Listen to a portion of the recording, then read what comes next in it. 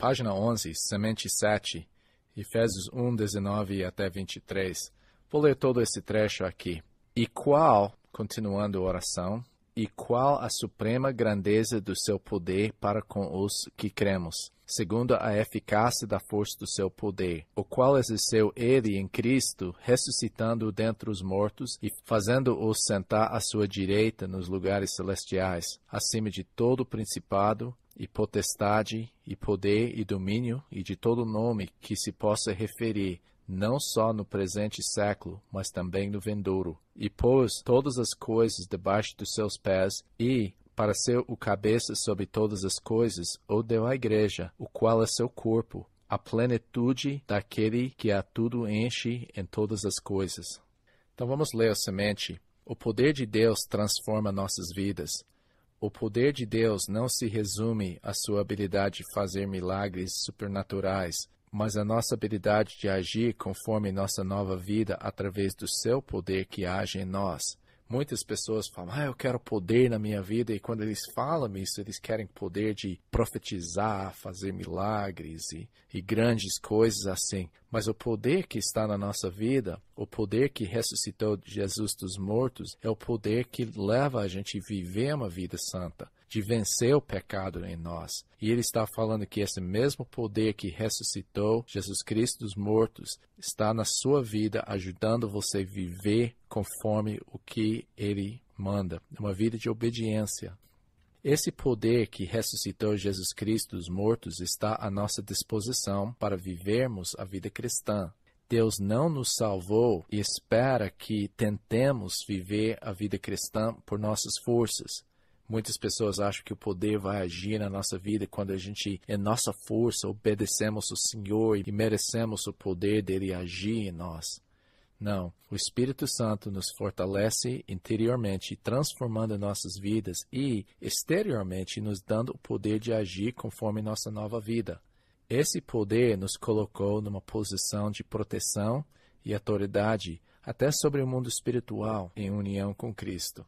Esse trecho aqui está falando da essência que Paulo queria que eles entendessem. Ele queria que eles entendessem o que é o poder à sua disposição de viver a vida cristã. Ele queria que eles entendessem que não deveriam depender da sua própria força, mas do poder de Deus agindo nas suas vidas. Esse é o poder de Deus. Esse é a verdadeira vida poderosa. Então, exercícios e perguntas. Número 1. Pensando na cidade de Éfeso, o que as pessoas temiam? Número 2.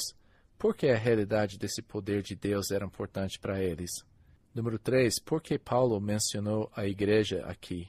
Por que ele trouxe essa questão da igreja em versículos 22 e 23? Por que ele trouxe essas ideias à tona? Número 4. Leia 1 Coríntios 1, 22, 2, 4 a 5, 4 a 18 a 21. Pergunta A. Que tipo de poder os coríntios estavam buscando? Ponto B. Que tipo de poder Paulo queria que fosse manifesto? Tem que prestar bem atenção a essas perguntas, porque você pode ver a vida da pessoa transformada é o poder que ele está caçando nesses trechos aqui. Então, leia com cuidado. Número 5. Peça a Deus que você entenda e viva a realidade desse poder. Então é muito importante para a gente entender que o poder é o poder para vencer pecado. Você escuta essas pessoas como um desses pastores na televisão, você pode ver que eles alegam que fazem esses grandes milagres, mas por outro lado você pode ver que as vidas deles não são transformadas. Eles vivem vidas pecados. Jesus falou que vai conhecê-los pelo fruto. Uma pessoa que vive o poder de Deus vive uma vida de obediência, uma vida santa. Vamos continuar nosso estudo olhando em versículo 19. A natureza desse poder. Nota que ele falou em versículo 19, a qual é a suprema grandeza do seu poder. O que é esse supremo grandeza? Supremo significa excessivo, mais do que é necessário. É uma coisa que vai além do que era necessário para fazer qualquer coisa. Então Deus não somente tinha poder para criar o universo. Esse poder que ele exerceu nem esgotou nem um pouco do seu poder. Era muito mais poder que Deus tem para fazer além do que aquele de criar o universo. Agora, eu não tenho poder suficiente, somente suficiente para vencer o pecado, mas eu tenho supremo poder, poder que é acessível. E ele falou da grandeza. A palavra é megathos no grego, de mega, grande, megabyte, né? Uma coisa que é muito grande, é o tamanho do poder. E a palavra que ele usou para poder aqui nesse versículo, ele usou a grandeza do seu poder para com os que cremos. Quer dizer, aquele que foi injetado na nossa vida, literalmente é isso. É um poder que foi colocado em nós, à nossa disposição, nós que cremos no Senhor Jesus Cristo. E agora ele usou 3 palavras aqui para poder. A primeira palavra que ele usou é dunamis. Lá embaixo da página 11 fala poder dunamis. Essa palavra onde pega a palavra dinamite é a potência da sua natureza. É a capacidade de agir, é o poder que nos dá a habilidade de agir conforme nossa nova vida. O poder que transforma nossas vidas. Então, dunamis é o poder do Evangelho. Em Romanos 1,16, quando ele falou que o Evangelho é o poder de Deus, é aquela potência, a capacidade de fazer isso. Daí, quando ele usou a palavra eficácia, para com o que cremos segundo a eficácia e força do seu poder, a palavra eficácia é energia, é o poder que opera dentro da pessoa, que produz um resultado. É a obra de Deus, a força de Deus agindo dentro da nossa vida, que haja através de nós e em nós. E quando ele usou a palavra kratos, aqui em 19, é o poder de criação, é domínio, autoridade. E daí ele usou mais uma palavra, ischus, que é a potência física como parte da sua natureza. Esse é um poder físico. Então é muito difícil traduzir isso, porque eu falei 3 palavras, mas ele de fato usou 4 palavras. Em português é 3 palavras, mas no grego ele usou 4 palavras diferentes para falar do poder de Deus que está agindo em nossas vidas. Para mim, a palavra mais importante é energeo, porque ele estava colocando esse poder que é tão amplo, tão grande, e colocando dentro da vida da pessoa que crê. Ele estava caçando palavras para mostrar a potência que está na nossa disposição. Ele queria que cada um de nós compreendêssemos disso, viver a realidade. Eu vejo isso, às vezes, você pode ver que os homens lá, quando está fazendo construção, tem aqueles tratores que têm a capacidade de cavar muita terra de uma só vez. E essa potência está lá à sua disposição, mas vamos supor que ele desce de lá e pega um pá e começa a cavar o buraco com isso. Você fala, mas por que ele ia fazer isso quando ele tem tanta potência à sua disposição? E a mesma coisa conosco. Eu tenho uma pá de força para me vencer pecado, que é muito pouco. Mas eu tenho a disposição de um grande trator de realmente agir na minha vida. O que eu vou usar para vencer pecado na minha vida? Eu vou usar minha própria força, que é muito pouco, ou eu vou aproveitar a potência de Deus que está na minha vida, que tem a capacidade de vencer pecado? Minha força não dá. Eu não posso vencer pecado. Então ele queria, com este versículo, mostrar todas as palavras possíveis para falar da potência, da força, de ação de Deus na nossa vida. Vou ler esse de novo. E qual é a suprema grandeza do seu poder para que os que cremos, segundo a eficácia da força do seu poder. Agora, para descrever onde isso é, ele usou um exemplo. Porque para ver quão grande essa força é, a gente podia usar uma coisa conhecida para descrever. Você pode ver que eles descrevem uma bomba atômica como megatoneladas de dinamite. Ou eles descrevem a potência de um motor, como quantos cavalos ou litros que tem. E sempre tem uma maneira de medir a potência, uma coisa conhecida. Agora, o que Paulo fez é usar um outro exemplo aqui. Ele poderia ter usado criação. Se eu fosse Paulo, teria usado criação. Esse mesmo poder que está agindo na sua vida é o mesmo poder que Deus usou para criar o universo, mas ele usou uma coisa muito mais forte. Ele colocou aqui, versículo 20, o qual exerceu ele em Cristo, ressuscitando-o dentre os mortos. Agora imagina isso. Vamos pegar Jesus Cristo, ele foi crucificado e morto. Agora pega meu pecado e jogar em cima de Jesus Cristo, deitado lá, morto. Daí pega o peso do seu pecado e jogar.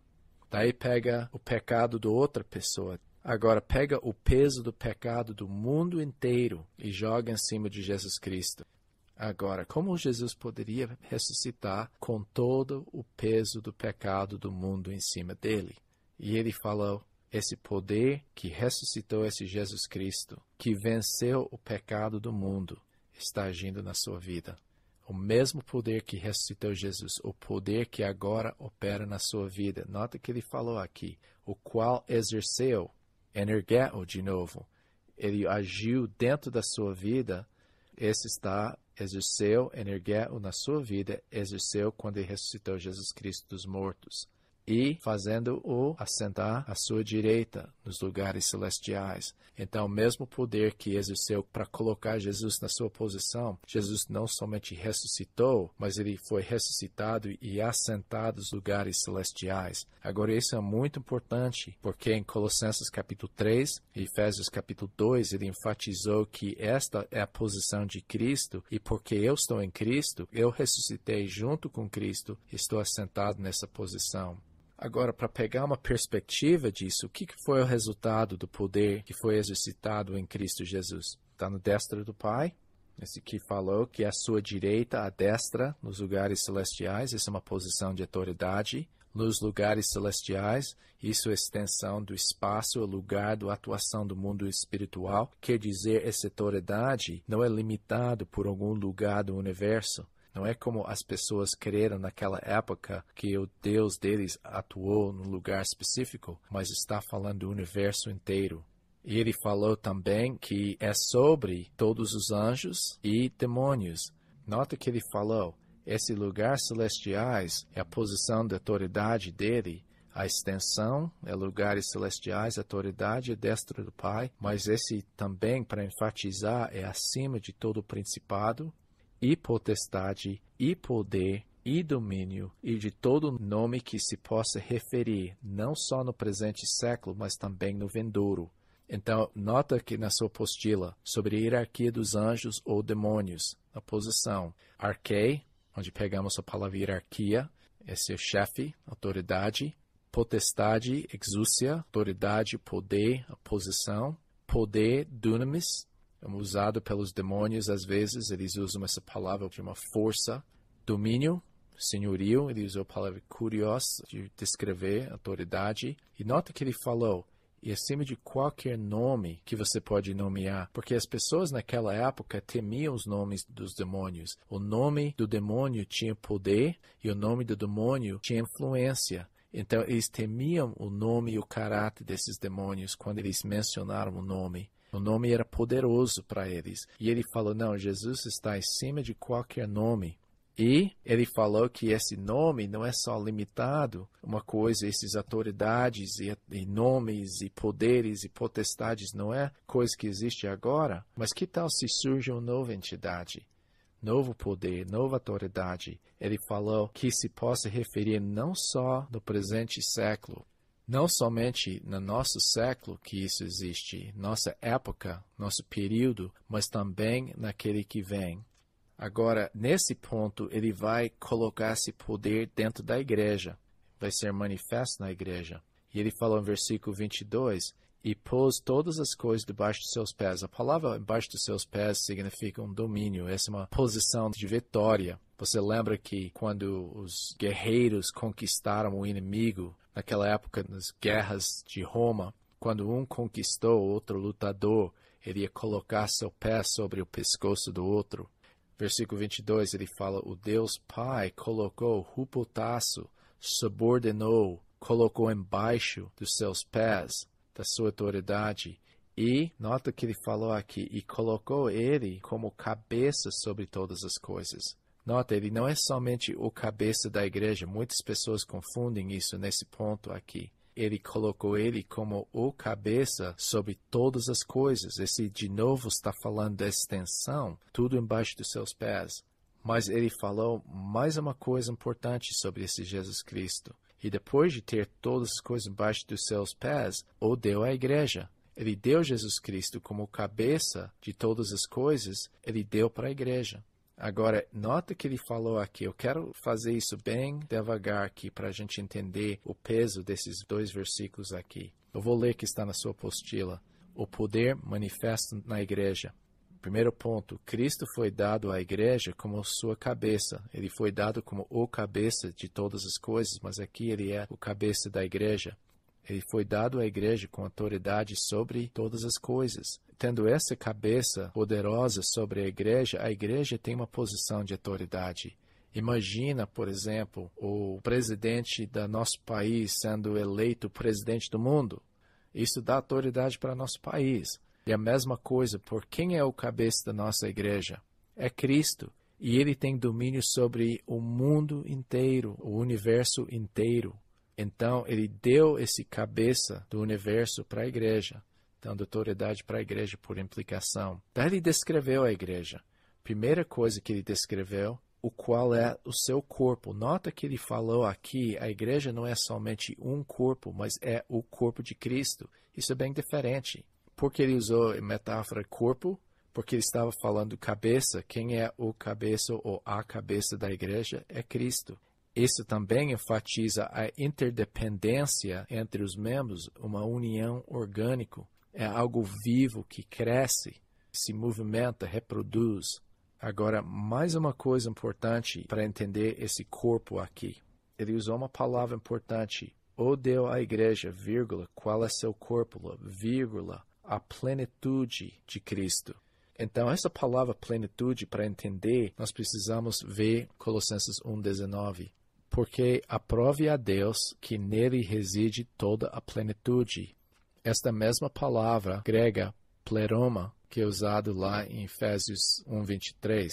Para definir isso um pouco mais, Colossenses 2,9 fala, porquanto nele habita corporalmente, nota a palavra corpo, dentro do corpo de Jesus Cristo, fisicamente aqui na terra, toda a plenitude da divindade, porquanto nele habita corporalmente toda a plenitude da divindade. O que ele está descrevendo? Em Jesus Cristo, esse pleroma, a totalidade do caráter de Deus estava literalmente dentro dele. Agora, ele descreveu a igreja da plenitude de Cristo. Então, se Cristo, como ser humano, teve a plenitude da divindade dentro dele, o que é a igreja, então? A igreja é a plenitude de Cristo, quer dizer, tem a totalidade do caráter de Deus. Agora, eu, como ser humano, um seguidor de Jesus, eu não tenho plenitude de Deus na minha vida. Mas eu faço parte do seu corpo e o corpo tem a plenitude de Deus. Nota que ele falou, o qual é o corpo, a plenitude daquele que a todos enche em todas as coisas. Ou melhor traduzido, que a plenitude daquele que está constantemente pleroo, mesma palavra, só que é um verbo, todas as coisas, em todo tipo de maneira. Eu traduzi aqui, Cristo enche os membros com seu espírito, mas Cristo enche a igreja com sua presença, seu caráter. Então, Cristo enche todas as coisas em todas as maneiras. Então, eu gosto muito com esse versículo fala, seu corpo, a igreja, é a manifestação de Cristo nesse mundo. Então, ele investiu essa igreja com seu caráter. Ele encheu os cristãos com seu espírito para unir eles, para refletir a plenitude do seu caráter. Quando eu vi isso, eu fiquei maravilhado com a igreja. O meu amigo sempre fala que a igreja é uma segunda encarnação de Cristo. Eu sempre pensei, como assim? Como a plenitude da divindade foi encarnado, o Deus eterno habitou corporalmente no corpo de Cristo aqui na terra. Aonde está essa plenitude hoje? Está na igreja. Nós somos tipo segunda encarnação de Jesus Cristo. Eu coloquei nas minhas anotações, a igreja é uma expressão completa de Jesus Cristo como Senhor. A igreja recebeu todas as bênçãos. A igreja é a totalidade de quem Cristo é. Eu vou terminar com uma citação de Tom Julian, meu mentor, página 13. Imagine-se poder. Aquele que foi exaltado acima dos principados e poderes decidiu expressar a sua plenitude na igreja. Incrível isso. Então, essa é a razão que eu amo a igreja. Eu estou lutando para a igreja ser essa expressão da sua plenitude. Seríamos errados terminar capítulo 1 na luz da oração que acabamos de estudar e não orar. Só fazendo um resumo, Paulo falou das bênçãos que nós temos em Cristo Jesus. E se você estiver escutando aqui agora, eu quero que você peça a Deus para Ele examinar a sua vida, para ter certeza que você realmente está em Cristo Jesus. Todas as coisas que Ele falou nesse trecho é em Cristo. Isso indica que estamos ligados. Tem muita gente que tem tomado decisões, tem entrado na igreja, tem sido batizado, que não experimentaram uma transformação da sua vida porque apenas abraçaram as verdades intelectualmente e não foram transformados pelo Espírito Santo. Então peça a Deus que Ele mostre da realidade se você está em Cristo ou não. Mas Paulo falou, essas pessoas estão em Cristo porque o Pai planejou isso antes da fundação do mundo. Ele nos escolheu nele para ser santo e irrepreensível. Ele não simplesmente nos escolheu para ir para o céu, mas Ele tem um plano para nossas vidas, para nos transformar à imagem do Seu Filho. O Filho, Ele comprou nossa nova vida, Ele pagou o preço pelos nossos pecados. Ele comprou a gente da escravidão do pecado. E Ele realmente perdoou nossos pecados, passado, presente e futuro. Além disso, Ele nos mostrou o Seu plano, como tudo se resume em Cristo, como tudo resume na sua igreja e na herança que nós, junto com os santos, tem nessa igreja que é chamada seu corpo.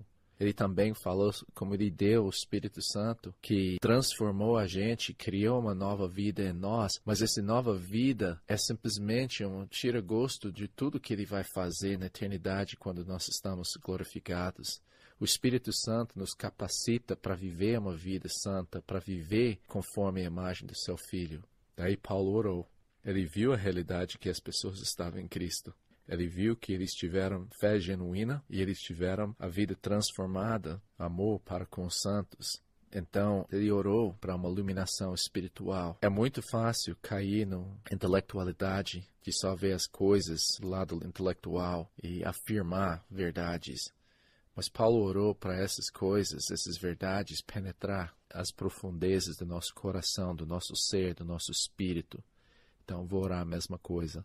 Antes de orar, eu só queria falar que o que estamos falando aqui é muito relevante na minha vida nesse momento. Eu estou passando alguma coisa que é muito importante para mim entender essas verdades. Eu fico impressionado como o livro de Efésios está cruzando com minha vida nesse momento e eu espero que esteja fazendo isso na sua vida agora. Vamos orar. Deus, muito obrigado pela Tua palavra, que é poderosa, que sonda nossos corações e mostra as realidades. E eu peço que Teu Espírito Santo, através da Tua palavra, sonda nossas vidas e mostra a realidade de quem nós somos. Eu peço, Deus, que se tiver alguma pessoa que está escutando que não esteja em Cristo, que o Senhor mostre isso para aquela pessoa. Eu peço que o Senhor mostre para que aquela pessoa entre na Tua vida, que entra e esteja em Cristo, não somente acrescentando Jesus na sua vida, mas realmente entra nessa realidade. Eu peço que Teu Santo Espírito ilumina os olhos do nosso coração para compreender as verdades espirituais. Eu peço que o Senhor abra nossos olhos espirituais, nossa percepção, para compreender Tua revelação e a sabedoria do Teu plano. Eu peço, Deus, que as pessoas escutando estejam iluminadas dessa maneira, através da Tua palavra, que essa palavra tenha o poder nas suas vidas. Eu peço que o Senhor nos dê a compreensão da nossa herança que já temos e que vamos receber de Ti um dia, não porque nós merecemos, porque é pela Tua graça. Eu peço que o Senhor mostre a esperança desse chamamento, que o Senhor mostre a riqueza da herança que temos e, mais do que tudo, que o Senhor mostre a realidade do poder que nós temos em Ti. Não poder de milagres, mas poder de viver para Ti, Deus, de ser Seus testemunhos, de mostrar a realidade de uma vida transformada. Eu peço que o Senhor mostre essa realidade para que possamos viver esta realidade que Tu queres. Use esse livro grandemente nas nossas vidas. Obrigado por esse tempo, em nome de Jesus. Amém.